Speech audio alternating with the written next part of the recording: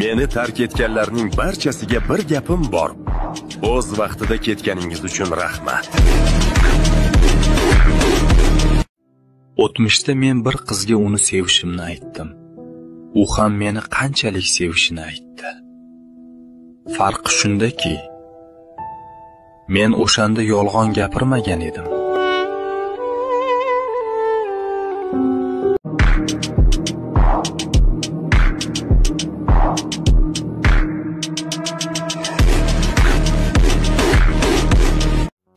To'g'rirog'i bular do'stlarim emas.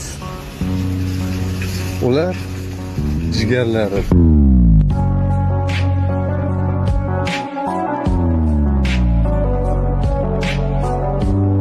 Bir 2 so'm topib, vaqt pulda emas degan birodarlarga aytarim, boring, kambag'allardan motivatsiya oling, bilib qo'ying.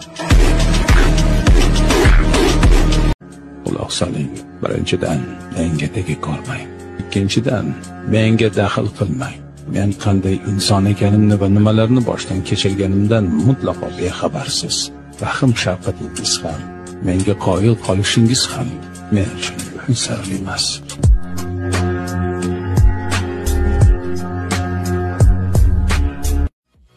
Shuni bilib qo'yki, tanlov xato bo'lsa, uning bo'ladi.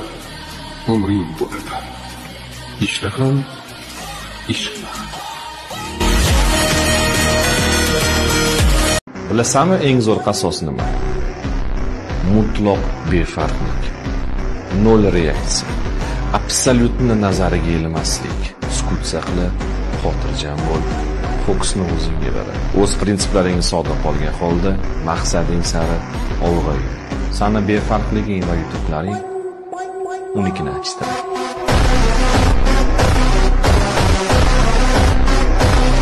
Bollaringni oldida kambag'al ada bo'lib ko'ringaningdan ko'ra, maqsadlaring oldida o'lib ketganing yaxshi.